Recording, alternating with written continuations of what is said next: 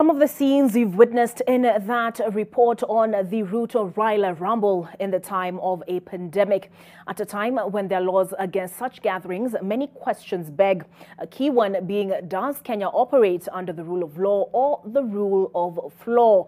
Such gatherings, presided over by individuals in the highest offices in the land, have contributed to the general relaxing on vigilance against the killer disease among Kenyans. And that killer disease, we all know by now, is COVID-19.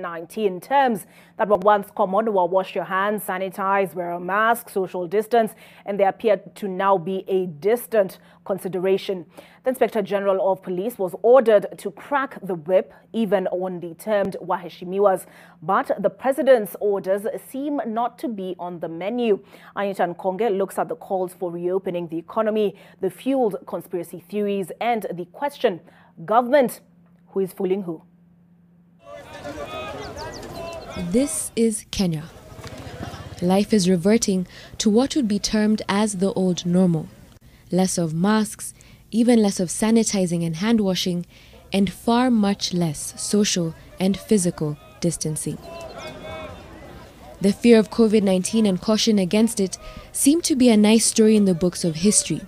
This, various people say, is a reflection of the example set by leaders. The sea of people drowning in excitement of being in the presence of their leaders, dancing to the tunes of entertainment, but also dancing with death under the waheshimiwas leadership in light of the COVID-19 containment rules which have been trampled upon in recent days. Let's revisit the law. The Kenya Gazette Supplement number 41, tied to the Public Health Act, stipulates that every person who is in a public place during the restriction period shall A. Maintain a physical distance of no less than 1 meter from the next person, and B. Use a proper face mask that must cover the person's mouth and nose. To cement that, the head of state, President Uhuru Muigai Kenyatta, issued orders and directives. The Inspector General of Police shall ensure that his officers spare no waheshimiwa, no individual, irregardless of social status or rank, who is either out after curfew without being an essential worker, or who flaunts the health protocols that have been set out. And a warning to those who enforce the law, who now protect the very people flaunting it. That strict personal sanction will ensue to all police and national administration officers in whose areas of jurisdiction there is a breach of the said guidelines. But this has been treated as various other directives presidential nonetheless, ignored and breached.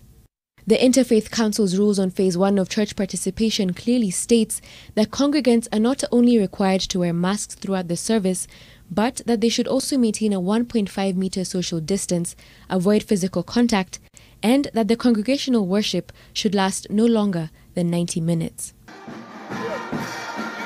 Let's do some quick spot if you can, shall we? How many masks do you see here? What about 1.5 meter social distancing? Even Gatundu South MP Moses Kuria, who recently shared images of himself in hospital for COVID-19 treatment, neither had a mask nor did he distance himself as everyone ought to. ODM leader Raila Odinga, who according to the stipulated age groups falls under the vulnerable group. Nonetheless, it appears politics rules the day, whether it exposes the common wananchi or not. Hustler Nation, Building Bridges Initiative, Elusive Luya Unity, The Mountain and its throne holder, Ukambani Wars, Mpwani Politics, and so on. Among the concerns in this situation is that the people who attend the rallies are not as advantaged as the leaders in regards to access to affordable and reliable healthcare, while the waheshimiwas can access the best even abroad.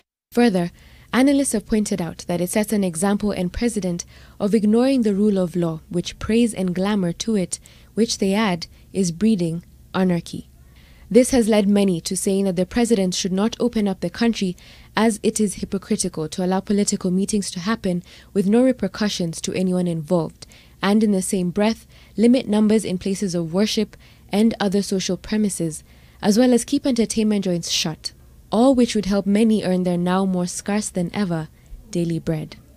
With Kenyans being frustrated at the state of life, the treatment of the supreme law of the land by the highest and most influential leaders in the very same land, alongside the plunder of the COVID-19 millionaires, has fueled conspiracy theories and dug feelings of helplessness and hopelessness into the hearts of many, because the police, under the Ministry of Interior, have failed to heed the head of state's directive, but will take stern action against common wananchi for lesser sins. Ukiangalia watu ambao ni wadosi, wale ambao wanataka kuchaguliwa, sasa wameanza kufanya mitihani, akina Raila, akina Ruto, akina Uhuru, watu wanafanya mikutano, watu hawana mask, hakuna social distance, alafu wanaanza kutuambia tufunge midomo ili wafanye kazi yao campaign, na sisi tukae tuendelee kukufa. Pesa ambazo zilinuia kusaidia kupunguza maambukizi ya corona pale KEMSA imeweza kunyakuliwa, na hii imepelekea wananchi wengi tufikirie kwamba kumbe hii corona haikuwa, kumbe tulikuwa tunaambiwa fungeni mdomo ndio watu fulani wakule. Serikali inatuahidi to keep distance, lakini tukiangalia kwa TV tunaangalia kwa nini tunaona hao ndio wanatufunza keep distance. Tuko na weakness moja, hatufuati sheria. Anita Nkonge, NTV.